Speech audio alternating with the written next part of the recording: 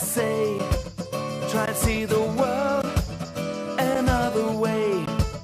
In this confusion and troubled times, you gotta try, get peace of mind.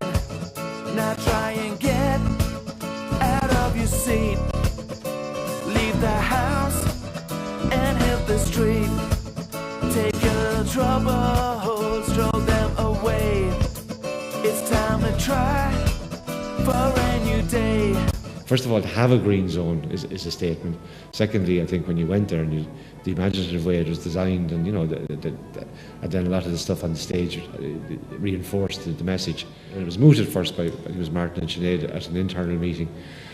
The thought is, well, it would be worthwhile, it would be good, but it actually just expanded beyond all my dreams anyway, insofar as, first of all, the scale of it.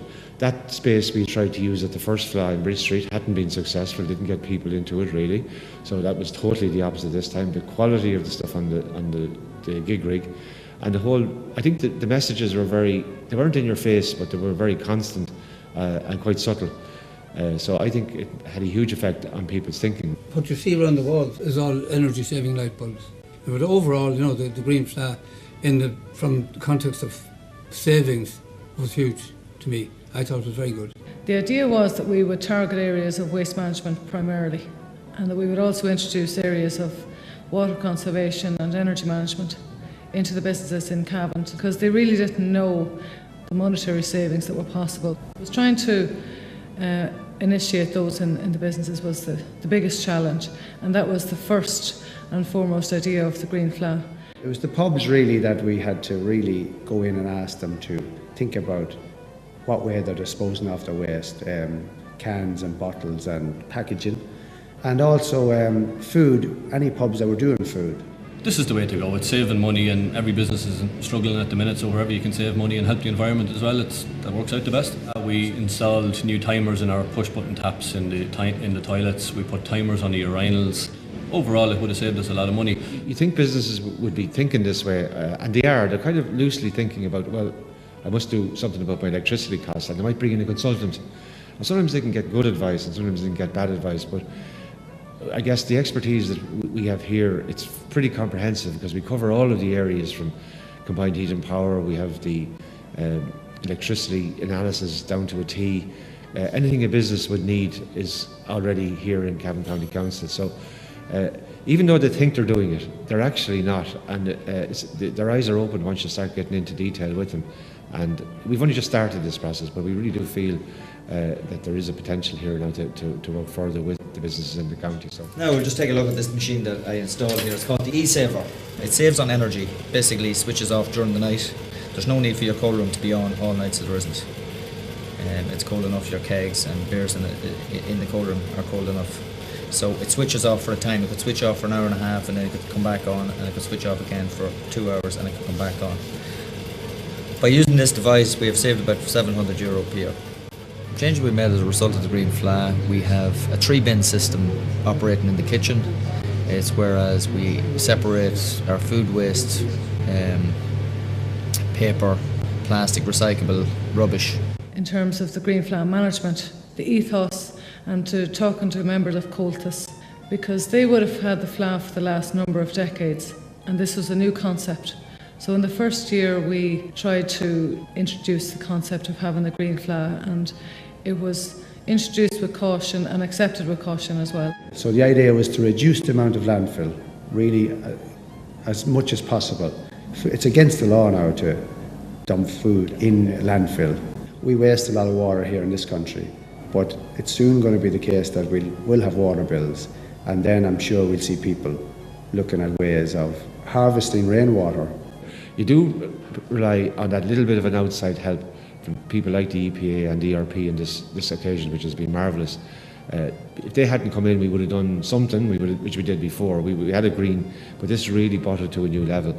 Well, we work with local authorities all around the country, and really local authorities are the best placed to run environmental awareness initiatives in their own community. They're more locally accessible than the EPA would be coming in as a national organisation. So we work with a lot of local authorities around the country, and when Cavan County Council approached us and said they were hoping to green the Fleadh, we were delighted to get on board. ERP had contacted Cormac to come down with his, he calls it Music Mayhem. He makes instruments out of waste products.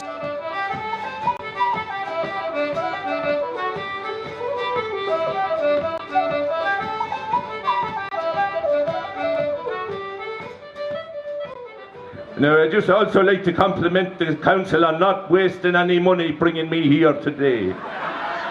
We had an idea that we should maybe approach one of the playwrights around the area and ask them to maybe write a play based on green theme, green issues. If you want to get a message across, you get a celebrity in. So we thought that would be an idea for us. He did his play, and the play was brilliant, and it was more than we could have expected. The green issues were, he highlighted so many issues. And I'd just like to say, if they're going to do a bit of recycling, they could maybe turn this stage into a silage trailer. It'd be a great job. We had the majority of the musicians organised prior to the Fleadh, and we also had, in the middle of each day of the weekend, ERP had a schedule for doing movies, and they had Grow Your Own Vegetables, and they had Music Mayhem.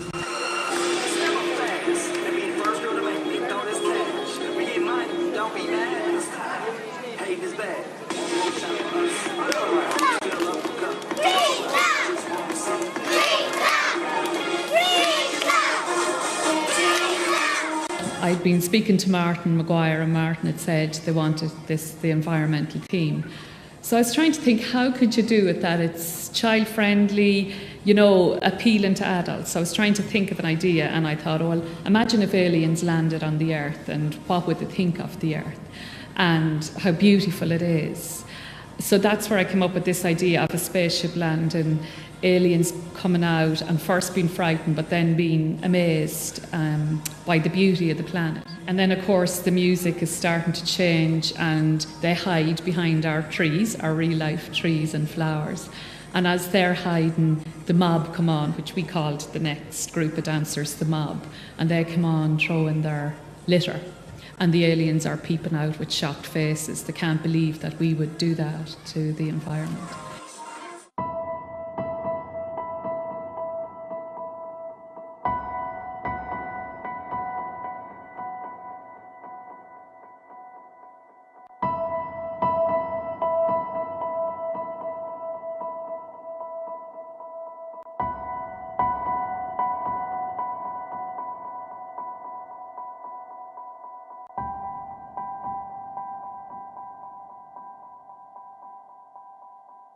When you have a festival where there's so much alcohol taken, it's very difficult to control the amount of litter, and it's very difficult to control waste prevention.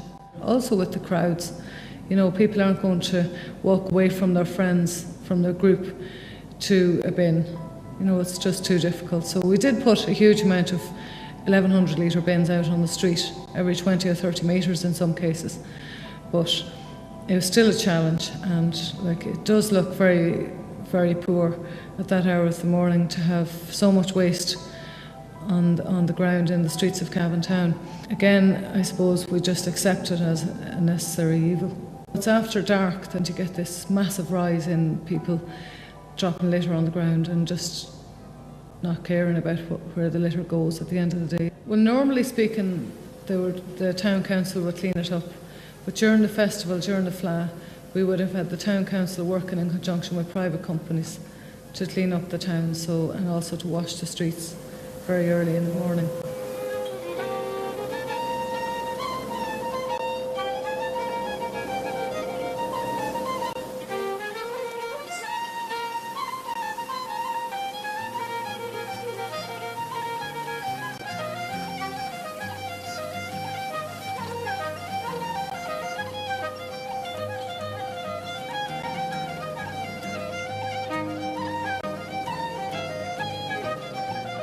It's not very hard to pick up a piece of litter and put it in the bin. It's a very easy thing to do.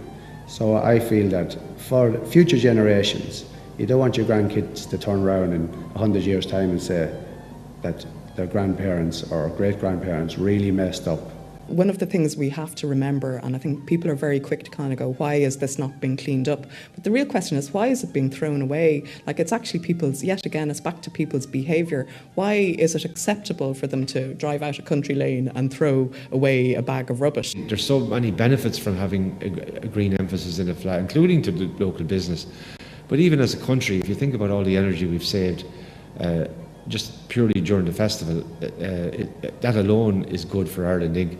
But then if you look at it beyond that, and the 300,000 people, a captive audience, for people who are promoting green issues, you're never going to get that type of opportunity again. And to do it in the way it was done here, which is very subtle, but also very effective, you could spend hundreds of thousands of euros putting advertisers on television for the same effect. The idea of being carbon neutral was that we would plant trees to offset the carbon footprint of the Fleadh.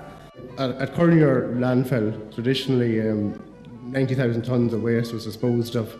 As the waste decayed, gas was generated. Up until this year, the gas was just burnt off through a flare system, but now we've installed a gas utilisation engine, which actually converts the methane within the gas into power.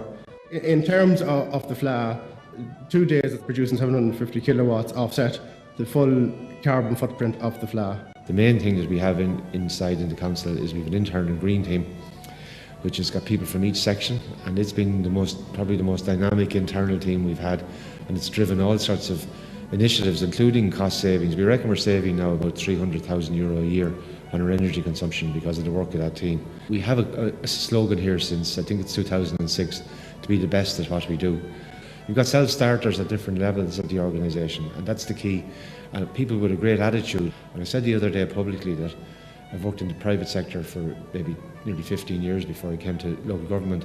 The team of people in Cavan is better than any team I've ever seen, not to talk about managed or been involved with anywhere in my career. So we're very fortunate in Cavan at the moment.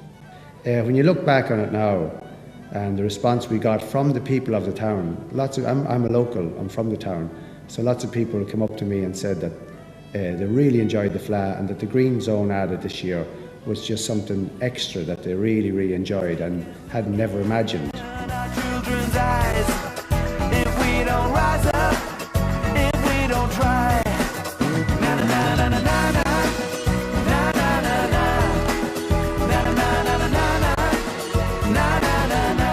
Just think green, give it a go.